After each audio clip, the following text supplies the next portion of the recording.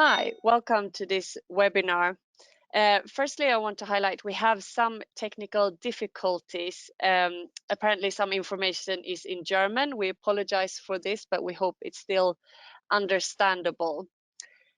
We have 1 hour at our disposal now, where we are going to discuss e-waste from different angles and perspectives. So thank you for joining. The format of this webinar is that we want you to be asking our panel the questions. So you have a chat function. If you write your questions there, we are going to try to answer as many of them as possible.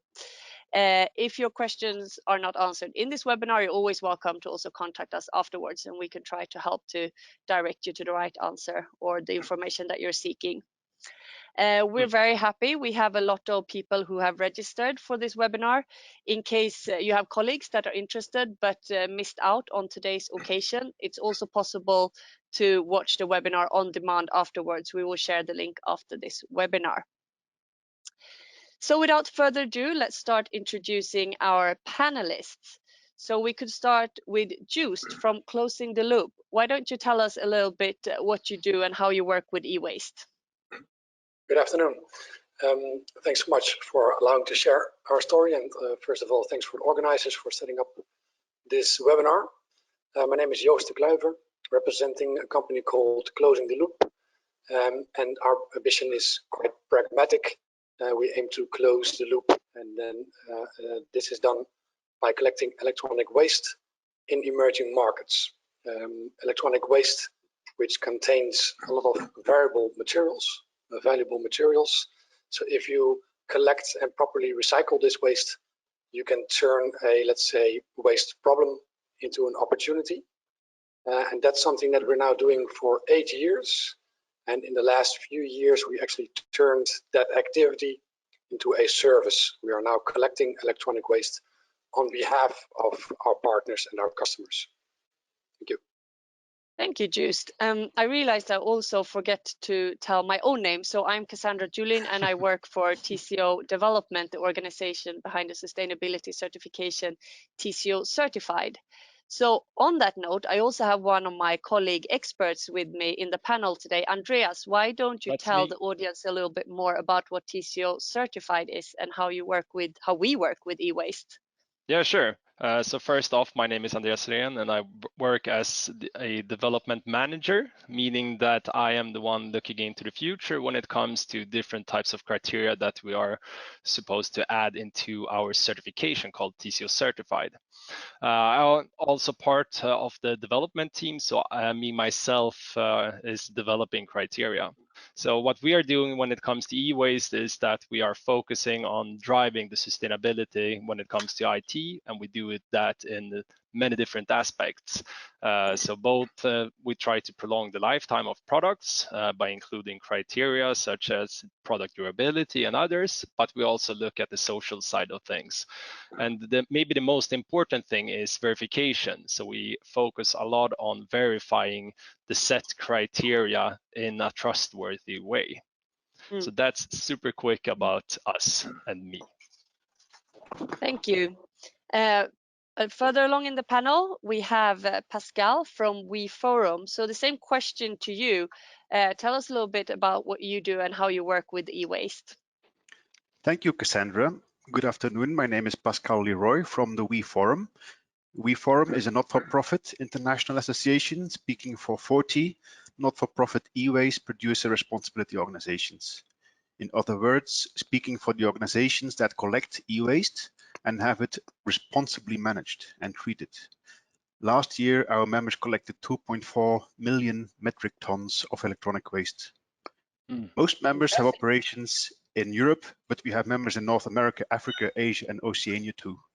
And our mission is to engage in projects that seek to improve take-back operations, to be known as the world's #1 go-to e-waste competence center for operational matters, at least, and to promote the circular economy.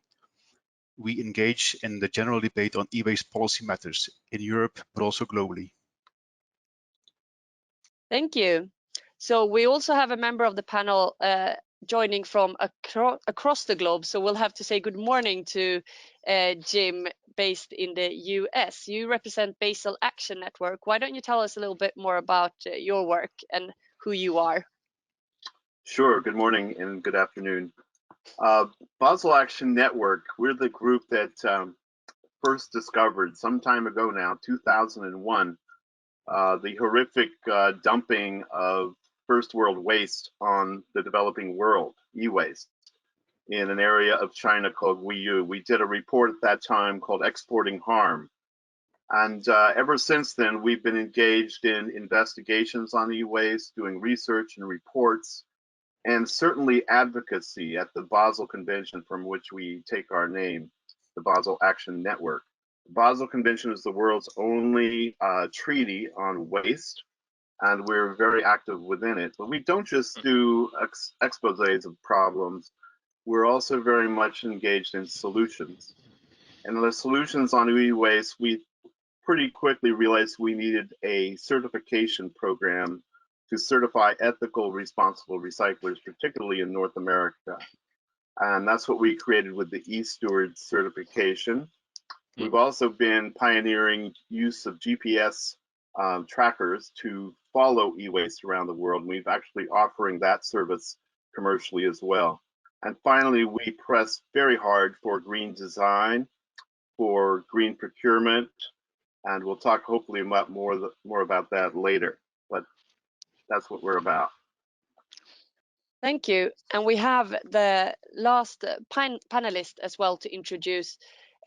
Sophia, you represent the purchasing community, so the ones that are, I would say, buyers and users of the IT products, so along the other end of the spectrum. Why don't you tell us a little bit more about what your organization does and your role within it? Yes, so my name is Fiona Goddam and I'm head of unit at the IT department at Chalmers Technical University. It's a technical high school located in Gothenburg, Sweden. So what we do is when we purchase computer, we're responsible for all the e-waste that all my panelists help us to take care of responsibly. So we're trying to make responsible purchases by using standards and trying to purchase less equipments and also make sure that all the equipment that we use are used as long as possible, if not at Chalmers, at other places. Thank you. So I have a bunch of questions for you guys, but I also want to again really highlight that through the chat function, you as participants of the webinar also have the possibility to get your questions answered with these experts here today. My first question actually goes to Jim. I'm really curious to know, what did you find out when you started tracking IT products? What did you see? Where did it go and end up? Yeah, it was an eye-opener. These little trackers are what I call lie detectors, because so many of the companies in the US particularly would claim they never would export your waste. They're going to properly recycle it at home. But in fact, that is just not the case. We had as many as 80% in the early part of our work on this issue exporting.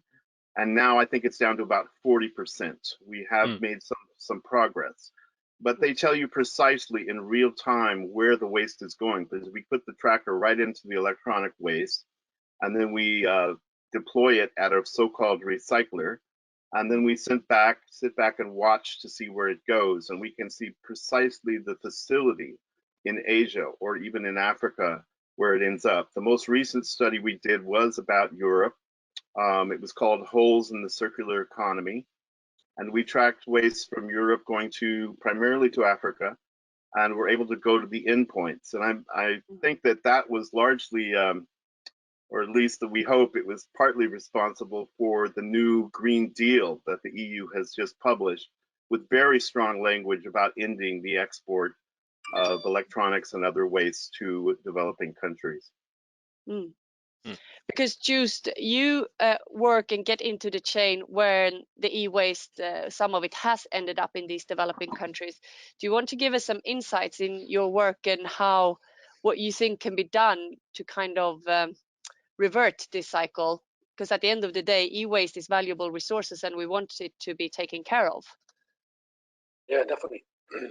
And unfortunately, I must state that electronic waste ends up in emerging markets makes business sense. It's definitely a tragedy, but it also can be explained. In emerging markets, you don't have the costs that you incur to properly handle electronic waste. And just if you look at it from the financial point of view, it would make sense to indeed ship electronics to places where you don't have to pay a lot of money to properly recycle. We feel that using the forces of the market is actually also one of the key solutions to end the problem. Because right now it makes business sense because it's the cheapest option. But if you include the fact that many procurers, many users of IT want their devices, want their electronics to become more sustainable, then it becomes a business driver.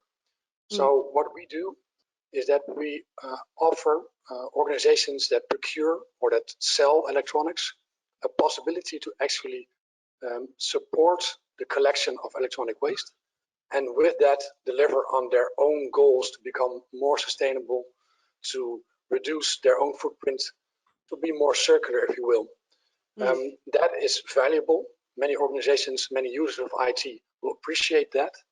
And because it becomes valuable, it allows also for payments to be done to people that collect electronic waste in emerging markets. And of course, doing this in a safe and environmental way. So our view is to use the strength of the market, to use business forces to actually solve the problem, which right now is also caused by the fact that the market is just looking for the cheapest option. That's our view. I think we have to let Pascal into this discussion now also, knowing that your tagline is tackling the e-waste challenge. What do you see as the basic challenge of e-waste, and what is it that makes e-waste a major societal challenge from your perspective? Well, from my perspective, e-waste is a global societal challenge. It's a challenge because there are no easy off-the-shelf solutions. Secondly, it's a global challenge because many products and gadgets sold in Europe or America are made in Asia, and many of the materials are sourced in places like China. And part of the e-waste that arises after X years of use is shipped to Africa, as was documented by Ban. And it's a societal challenge because we are all in it together, producers, authorities, all of us. And so it's true what Joost says, that there are valuable materials in end-of-life products, but also there are many, they contain toxic substances which have to be treated responsibly. And that's the reason why it also gives rise to costs, which have to be managed. Not only costs, but also there's money to be made. And for example, the critical metals, if you don't properly recycle the e-waste, you just lose the critical metals that are currently sitting in the products. And this makes Europe even more dependent on other countries, for example, China. So what we need to do is collect more e-waste and treat it better and make sure that we recover the valuable metals, because globally, 53 million metric tons of e-waste arise every year, 53 million metric tons, and not even 20% is reported as responsibly collected and recycled. So 8%, for example, is thrown in the dustbin. So that's totally unsustainable, to put it mildly. And it's unsustainable because even the United Nations estimate that the total amount of e-waste is going to grow to reach 75 million tons in 2030. So I think it's commendable initiatives to turn it into a business proposition. But the fact of the matter is that treatment costs money. We have a reflection from the audience as well. Respond, Cassandra, is that possible? Yeah, sure. So fully support what Pascal is saying. There are very few off-the-shelf solutions, but this is specifically the case for emerging markets. There are many opportunities to support the reduction of electronic waste in the developed world. Here in Europe, you can go to you guys. You can reuse your electronics. You can use the work that the governments are offering. In emerging markets specifically, indeed there is a complete lack of off-the-shelf solutions. So that's where we see the biggest opportunity to offer solutions for those markets. Thank you. We have a reflection also from the audience coming in asking about the health aspect of e-waste and how we look at that cost, if you so to say put it under cost. Does someone want to reflect on the health aspect of e-waste? Sure, I'll take that. The reason the waste is moving, it does make business sense in a perverse way, as we've discussed, but it's also moving really to externalize costs. So the cost, as Pascal said, of managing things properly that are toxic, and this material is toxic, unfortunately, because of design problems. So it has heavy metals in it, brominated flame retardants. Yeah. Some of the rare earth metals are also toxic. So those costs of having to deal with those poisons carefully and safely are thrust onto the developing world, where they have the least ability to manage that. And that's why this waste is moving, and that would be very expensive to deal with in Europe or in North America. And where it's legal to go ahead and just export it, this is what it's done. And even when it's illegal, unfortunately, this is what it's done. Maybe we can come in there, because actually we're working with a sort of a solution to that problem with the costs connected to the handling of the e-waste. So what we're trying to do with TCO Certified is that we try to introduce more and more criteria towards getting rid of hazardous substances and altogether. So we're working with that in a different kind of way. So instead of doing as legislation is doing, saying, okay, you cannot use this and this and this, we turned it around and said, okay, you cannot use anything until you have proven in a methodology that is already set on the market that a lot of people are using, called green screen, that this is a better alternative to what you're using. And by doing that, we create an accepted list of substances and thus driving the market towards safer alternatives when it comes to chemicals. So I think it's a good point that you're making there, Jim, that it's because the cost that the e-waste is being shipped. If there weren't any cost involved with the recycling, we would do it ourselves and take care of all the minerals and all the other materials that are inside of our e-waste. That's completely true, Andrea. Sorry, very short reaction. That's completely true for the developed world. Then we would do it ourselves, but that would still leave the situation that a lot of electronic waste that is currently badly being handled in African countries is from African countries. So we cannot just state, electronic waste is from Europe or the US. Of course. It is also from Africa. Yeah, of course. So fully support what you're saying on offering solutions, and TCO is doing a great job on that.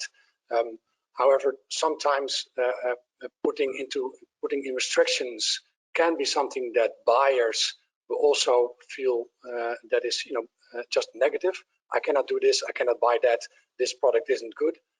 So I think there's also a key need in the procurement world to see what can be done, what can be added as a service, as a solution to a current process. But I'd be keen to hear what Sophia thinks about that. Yeah, thank you. I was actually going to ask you as well, Sophia. I'd be really interested to know what you think the responsibility of a purchaser is for IT products and e-waste. Like, how do you see you can play a role in this challenge and opportunities, I would say, situation? Yeah, I totally agree. Opportunity is the right word for it.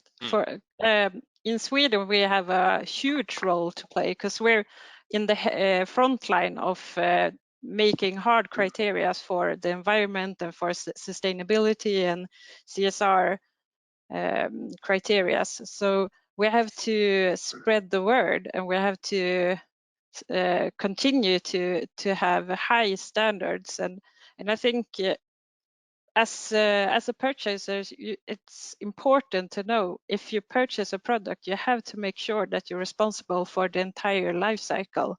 So you have to make the perspective from which model should I purchase? Should I give it more RAM or a higher more performance in the CPU? Yeah, more performance, exactly. to make sure that it has a long lifetime, because that's the best you can do. And then make sure, if you're not able to use it in your organization, try to see if the equipment could be then reused in another organization. But still, you have to make sure, even if the equipment left you, you have to make sure that it will be taken care of responsibly and then be reused as a new computer. So in order to get this, you have to make criteria on collaboration, both with the brand owners and your deliverers, and you may have to make sure to connect with the CSR persons at the companies and ask all your questions, because actually we asked a question if it was better to get your equipment shipped by train, flight, or both, or with the sea, and they couldn't tell us, but now they looked into it and they think it's probably better to have the shipment by boat, since the railways in Europe are often driven by coal. So now we're looking into if it's possible that we could make a criteria to get the shipment by boat instead of flight or train. So always have this collaboration and talk with your brand owners and deliverers, and they will help you to solve all these problems, because the thing is, we don't have the answers. The only thing we know is there's a lot of e-waste, we have to minimize it, and we have to take care of it. So that's kind of my input. Yeah, if I can shortly react to that. So definitely, that's what we're seeing a lot of procurers do. Luckily, being innovators in the procurement departments and asking their suppliers to be more sustainable. At the same time, we do need to recognize that a lot of procurers will want a simple, pragmatic solution. So great to hear what you guys are doing, but we also hear a lot of procurers that are just looking for something that works, that is proven, that is not innovative, that is not cutting edge. It just needs to work, and then of course also deliver on their core competencies, such as, does it actually deliver value for our company? Does it, does the product itself work? So sustainability. So what is your recommendation for those procurers you choose? Well, how Dutch people are, we always do a lot of self-promoting work, so it will be our solution now. I think the key thing that we do need to recognize is that a lot of procurers will want to adopt a solution that has been proven. There are not a lot of organizations that are looking for something that they can stand out and jeopardize their whole procurement process because they want to be sustainable. Sustainability needs to be something that you add. So that's really the driving force behind how we created our service. We recognize that first, people will want usability. The devices need to work. Second, they want a good price. And then maybe there are 2 or 3 other priorities. And then comes sustainability. So sustainability needs to support the procurement process. We cannot expect procurers to see sustainability as the driver, but it needs to really create value. It needs to be pragmatic. It needs also to be appealing. Thank you. We're getting a few questions in relating also to other stages of circularity when it comes to IT products. Not e-waste is the final stage if there is nothing else to be done with this IT product. But why don't you walk us through the process as we see it in TCO Certified, Andreas, and how we see circularity for IT products, also to lift what can be thought about before thinking about e-waste? Yeah, sure. So from our perspective, we take the whole life cycle into account when we develop criteria for TCO Certified, which we think is absolutely necessary. But if there is one thing that you should focus on as a procurer or user of IT, as Sophia mentioned, I think it is the lifetime of products. Make sure to actually go out there and look for products that you think will last longer, for a longer period of time, because that is the main driver, that we are using IT now in the same way as we're doing with fast fashion. You buy a cell phone, you use it for 18 months on average, and then you go out and buy a new one, which is completely crazy. But also, just if you have a smartphone and, for example, your screen crack, some of you might go out and buy a new one instead of just replacing the screen, which is also crazy because that is not something you would do with your car. If you would get a cracked windshield in your car, you wouldn't throw away the whole car. Or if you would get a flat tire, you wouldn't throw away the whole car. You would change your tires. And that should be the same thing if a battery goes bad in a product. You should change the battery because that is the #1 thing you can do to increase the lifespan of a product and use it as long as possible, because then that would be a real driver towards lowering the pressure when it comes to e-waste and all the problems connected to it. Absolutely. The e-waste problem, in our view, is really a design problem. Yeah. The recyclers are stuck with a design that's almost impossible to recycle. It's full of toxic materials, which is not necessary, as we have learned. They're not designed for longevity. They're not designed to be upgraded. And finally, when something does have to be recycled, it's extremely difficult to do it in a safe and easy manner. So we've seen this over and over again, and the manufacturers have clearly not got the lesson yet, because we are just now putting out new products like the Internet of Things, little circuits everywhere with almost no capacity to collect those out of the environment and to properly manage them. So they're not learning that, and we have to figure out a way in a capitalist model where everyone has been used to owning things, how we can maybe convert the economy and the way we look at this material to a service, to something that we would lease, for example, rather than own. And by doing that, the onus then of the responsibility falls on the lessor or the manufacturer. They will be providing a service. You will tap into that service, and so there will be an incentive to have long life, so you don't have to deal with the liabilities. There will be an incentive not to have toxic materials in the waste. But right now, we're designing things for the dump. I mean, Apple phones, they're gluing in the batteries. There's so many examples of things that are impossible to repair. A great example from Europe is the Fairphone. I'm sure a lot of people are familiar with that. It's unavailable in North America so far, but man, when that's available, I will buy it. It will be my first phone that I'll be proud of. Thank you. Will that help your work here, Pascal, in terms of where you stand, if there were better eco designs of the product? And I have to ask also the question, is everything recyclable today, or is there only parts that you can actually look at as opportunities and resources to be kept in the system? What is your reflection on that? Well, I definitely agree that it's an issue of great concern, and it's definitely a challenge for recyclers to manage the vast amount of miniaturized products, because that's part of the problem. I mean, the products become smaller and smaller, and more different types of plastics and glues and screws, and also the vast array of products that reaches end of life is just astounding. And what we need, I mean, there are a number of things we can do. For example, you need to bring recyclers and producers together to have a conversation, because many manufacturers, I'm not talking about the multinationals, but also smaller manufacturers, have no idea how recycling works. So you need to bring recyclers together with producers, and you need to host a conversation between the two so that they know what's going on. And there are all sorts of nowadays IT-based solutions to foster such a cooperation. There are, for example, you can use blockchain to create platforms where consumers can verify what are the materials in a product, for example. So in the coming years, you will see more and more such solutions arising from the market. Yeah. If I can, I have another question that I think brings up an interesting perspective. We're getting a lot of engagement from the audience, which is great. We're going to try to tackle as many questions as possible. Can I shortly react still, Cassandra, or next question? Sure. Yeah. No, go ahead if you want to make a reflection first. Yeah, because I think we're fully on the same page, and Pascal and Jim. Better design, better collaboration in the value chain is what is needed. But these are the long-term solutions. Right now, we will not reduce e-waste by creating circular design.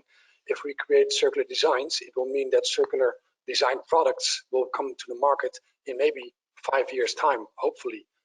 So what we need now to tackle the current e-waste problem is a pragmatic solution. And that's really where procurers come in, because they now have the opportunity to use their their voice in the market.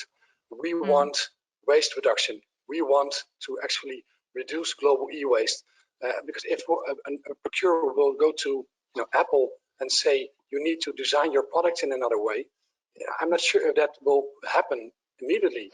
If you go to your supplier and you tell your supplier, we want you to collect the same quantity of electronics that you are supplying to me, so that you make your process closed loop. That is something that you can do now, and that current results are, I think, really one of the biggest missing links. Everybody is completely on the same page where we want to go towards, but in the meantime we still have the same problem. Filling in a little bit on what you say, I want to direct a question to Sophia here as well. We have a reflection from the audience that we see a lot of purchasers and tenders specifying equipment must be new for several reasons. It could be data protection amongst others. And this is also a problem creating e-waste, and from a circularity perspective. How do you think about this? And have you any experience or advice how to think when it comes to tackling this problem?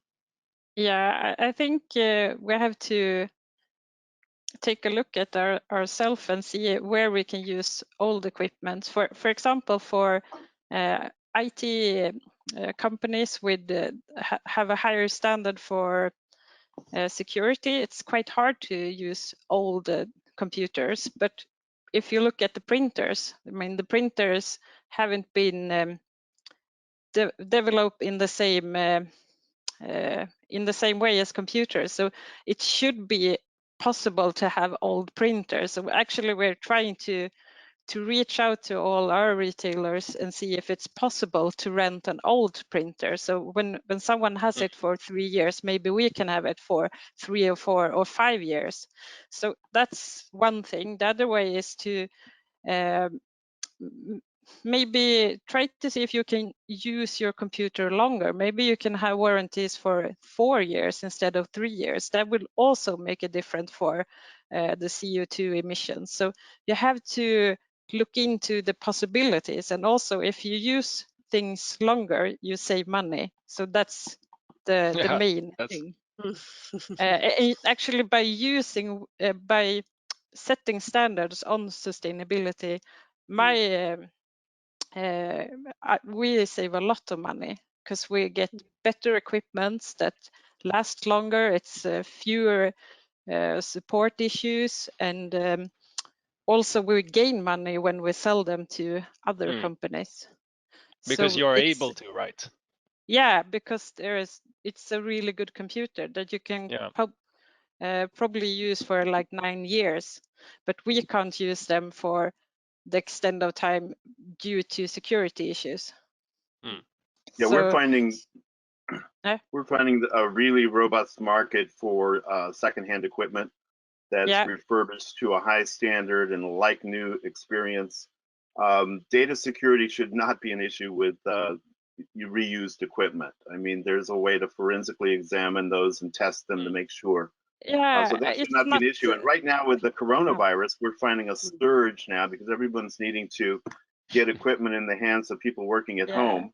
So right now, secondhand equipment is flying off the shelves. And so there's a robust market for it. Of course, somebody's always going to want to treat their employees to a new product, but hopefully that will change in time, that mentality. I'll have to add something. It's usually the software that's the issue for the safety. So Microsoft designed their products to use them for like 3 or 4 years, and then they can't update it because there's a new feature that won't support CPU or something like that. So that's the main reason that, for example, a technical university can't use old equipment if they're supposed to be on the internet. For our labs, we can use old computers, and we probably have computers from like the 80s that's still running. So you have to, we have all OS at Chalmers.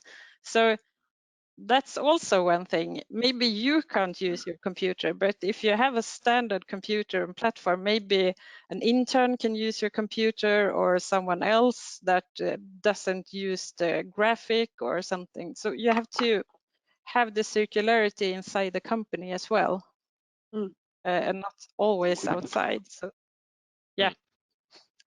Thank you. I'm going to try to cover some more questions in the time we have. I think we have an interesting here coming in from the UK.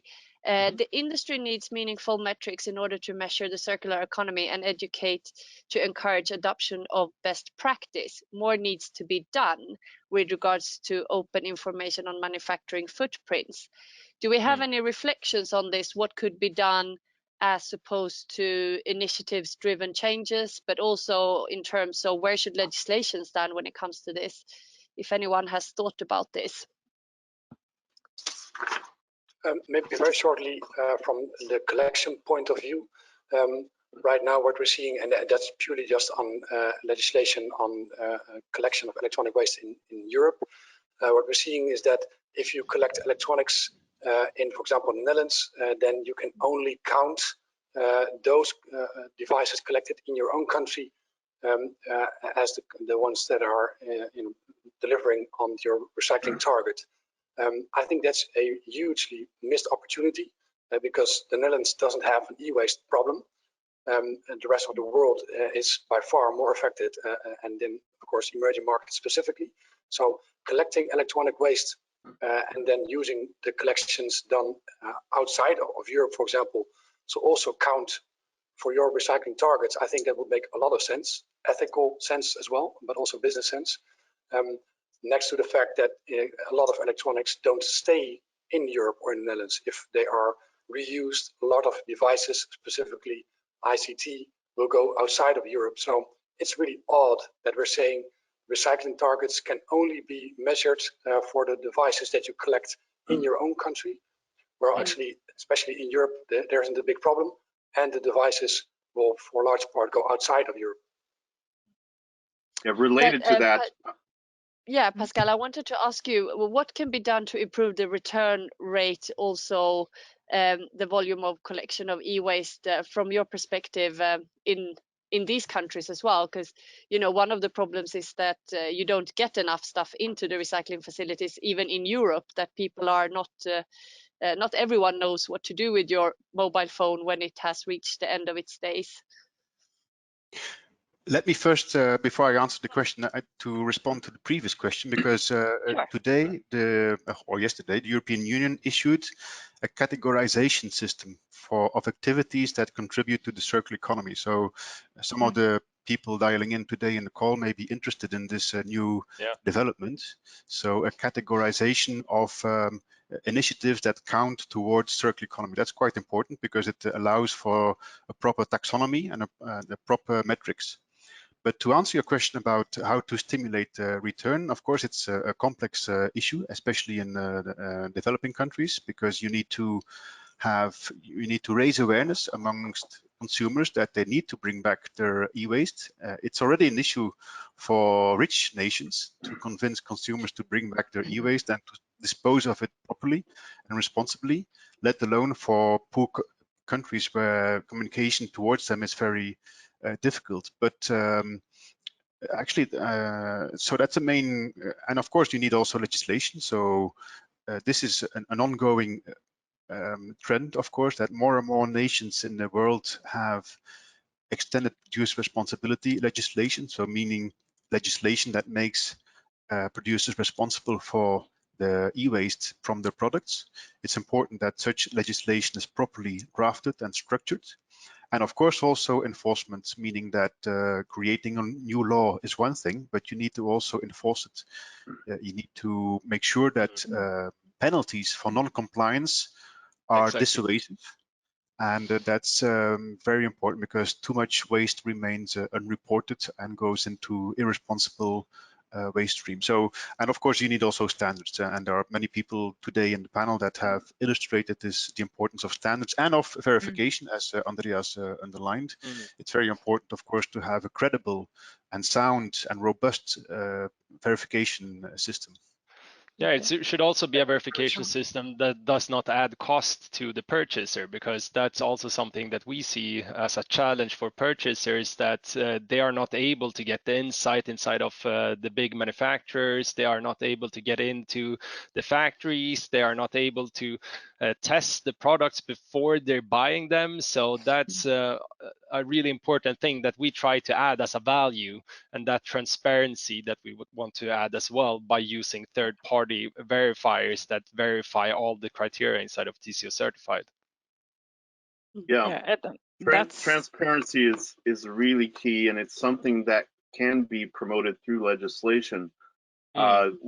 It's amazing to me that we don't have a requirement that the manufacturers are able to say where all of their e-waste they collect on take-back programs ends up.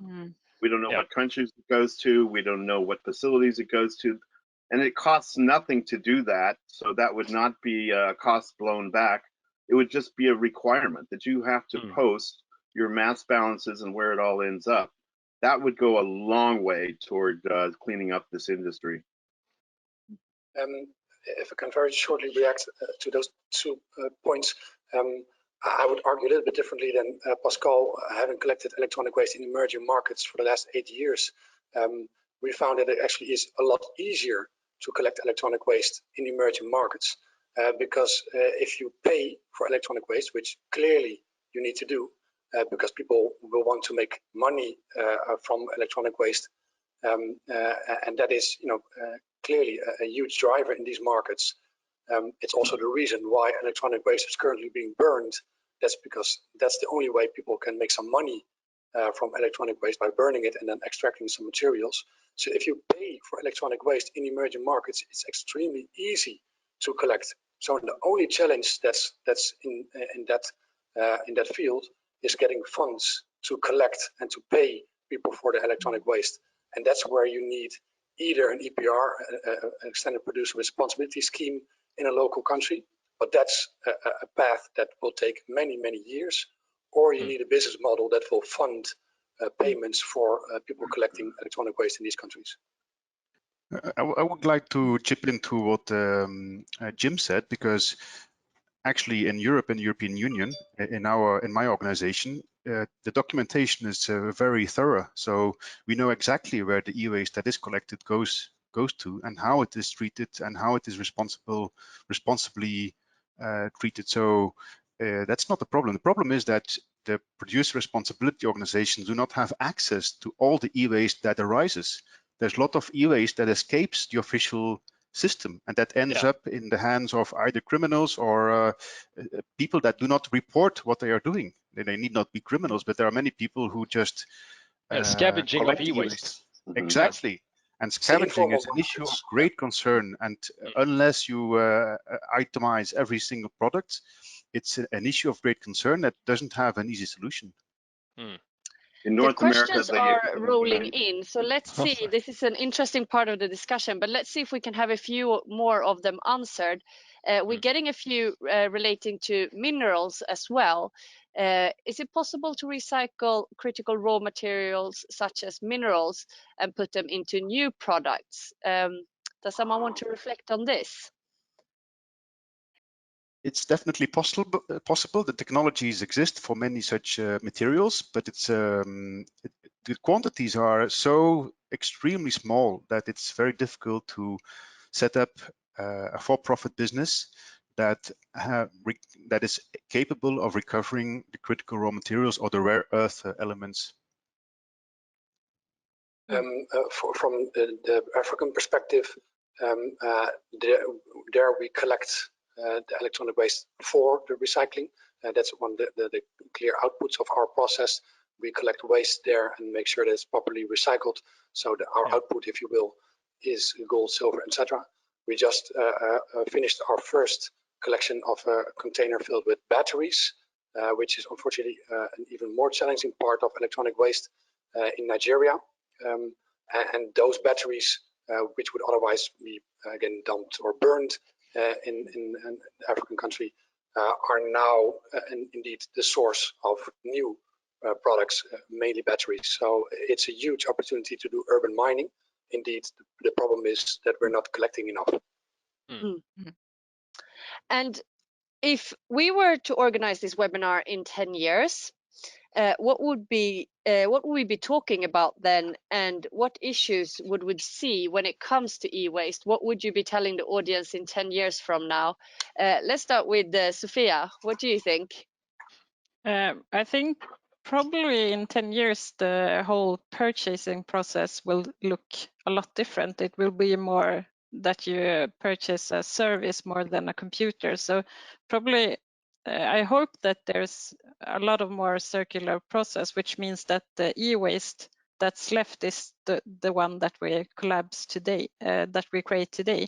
So, and also I believe that the recycle process will evolve a lot. So it will probably be much easier to retain and reuse all the equipments of the computers and e-waste. So hopefully we will just look back and ask ourselves, why didn't we start soon enough? And Pascal, what would you be saying in 10 years time? What would Well, your reflection be? First of all, I hope that we survive the coronavirus pandemic. Sure. But definitely, I hope that our society becomes more circular than it is today. That's a big challenge, and also I hope that we become less dependent on China and other places than is the case today. Because now, what we are doing now is we are replacing dependence on the Middle East for oil by dependence on China for critical metals in our products, metals we need to construct the high-tech products such as photovoltaic screens and wind farms, etc. So we are replacing one dependence by another one, and that's an issue of great concern. And we really need to take these challenges very seriously, because we need to flatten that curve as well. Thank you. And Joost, when in 10 years time, when you have been working with this for 18 years in Africa, what will you be telling us at this webinar? Yeah, hopefully something different. That would be great. Yeah. So I'd say the key thing that I think needs to happen, and we're seeing happening now, is that the force, the strength of the market is used to drive a solution. This is not a sustainability challenge. This is not about creating, just reducing a waste issue. This is about making the market more balanced, using the demand that society has to create more demand for recycling, because there's currently just a mismatch. There's enormous supply of electronic waste, and there's not enough demand for electronic waste. So we need to use more business models that create more demand for electronic waste. And so then the term in 10 years time, electronic waste, will actually become quite ridiculous, because it isn't a waste situation. It's a missed resource and recycling opportunity that we're seeing now. Thank you. And what about you, Jim? What will you be telling the audience in 10 years time? What do you think the main issue of this webinar would have been, or the main opportunity? I really hope we learn to turn off the tap and really solve the problem at the design stage. Joost says it will take 5 years. I've been in this business for longer than 20 years, and we've made very little progress. 5 years is nothing to me. We need to turn off the tap and design these products to be non-toxic and truly have a long life. So I hope that's where we're heading, that longevity will become a new term of art. The problems I see are, again, the next wave of waste that people have difficulty dealing with. I see it being the Internet of Things issue, with so many circuits embedded in everything. I see a huge problem looming with lithium-ion batteries. Even though by then we might have a new battery chemistry, we're going to have a massive amount of lithium-ion batteries to deal with, not easy to manage. So balancing those two things, I hope we can really look toward the upstream solutions, because otherwise we'll continue to have these problems. Thank you. And Andreas, what would you be telling the audience in 10 years time, and what issues do you think we would be discussing here, or opportunities? I want to envision a bright future, and if we have a bright future, I hopefully this will just be a funny video where we pick up the term e-waste, and all the youngsters listening in would be like, what? What's that? E-waste? I don't know about that, because we have gone fully circular, as Sophia said, and we have changed the ways of producing things, taking out toxins from the products, making them last for a longer period of time, having producer responsibility be a part of the brand owners for the whole product life cycle. So I want to go with Sophia's line there. And I think that's very interesting. So following this, I have another question for all of you panelists. What is the most important thing, like an action, you'd like to pass on to the audience in terms of what they can do to reduce the growing negative trend of e-waste? What is like your leave behind for us to have this bright future you're talking about? Maybe I can start. I would like the audience to imprint the sentence "one more year" into their minds. Like, keep your products living for one more year. That would be a good start, and do that by repairing your products, changing the batteries when they go bad, and treat your products as you would with a car or another very precious item. Thank you. So let's go round the table again. Jim, what would you be saying? Well, of course, what do we need to do now? I want everyone to use Eastward certified recyclers where they can, of course. And also when you procure, and we as NGOs need to do a better job of making this simple, but look for product longevity plans, manufacturers that actually have a plan to and want to have their products last a long time. This is key. And there's very few examples. It tends to rub up against their bottom line. But the more outward progressive companies are looking toward longevity more and more as an issue of the future. So I would really try to buy my next computer from a company that has a longevity strategy. Thank you. And Just, what is your action to send away with this? It's really straightforward. Ask your supplier. As soon as we see in the market that our customers are asking for sustainable services, for circular concepts, it doesn't need to be the producer, but just the person that is delivering hardware to you. Tell them that you would like that hardware to become more sustainable, or that you would like them to be active on the sustainability area in some way or another. It is very much needed that there's a signal towards the market, towards the companies that are selling you devices, that this is just a customer need, and they can get involved in that. So tell them that you would really like them to do so. Thank you. And Pascal, what is your message? I would argue for mindfulness. I think people should be more mindful about issues, in particular the issue of electronics. So we have to be mindful that it contains critical raw materials, rare earth elements that take a great deal to be recovered, and they contain toxic elements and so on. So just be mindful and make sure that you return your e-waste, your gadgets, to the right designated collection points. Thank you. And Sophia, rounding up with a purchaser perspective, what is your action list or send away to the audience? Yeah, I have to, first of all, to agree with all my panelists. Very good thoughts. So I think my is use the KISS rule, keep it simple, stupid simple. So try to make the solutions as stupid simple as possible so people can use it and be creative with it. So instead of, for example, have a criteria on that there should be a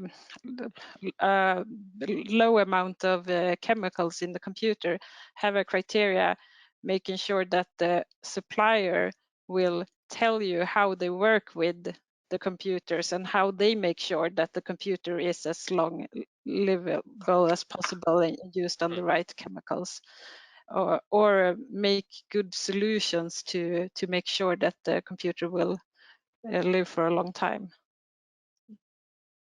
Stupid simple. Thank I like you. that term. Let's Yeah. introduce that one.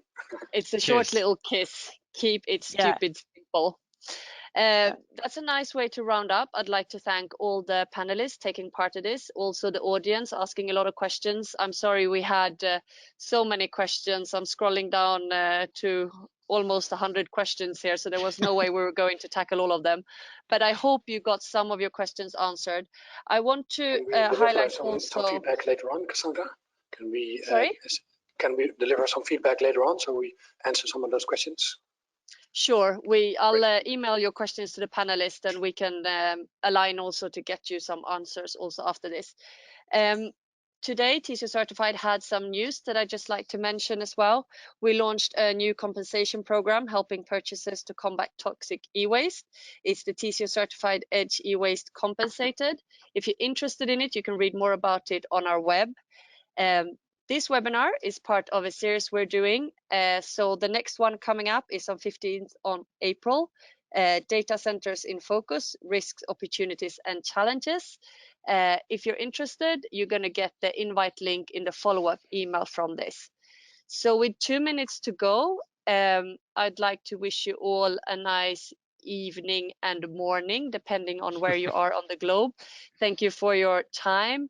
And if you have any more questions, feel free to email us or log into our website to get into contact. Thank you. Great. Thank you. Thank you. Thank you. Bye-bye. Have a good one.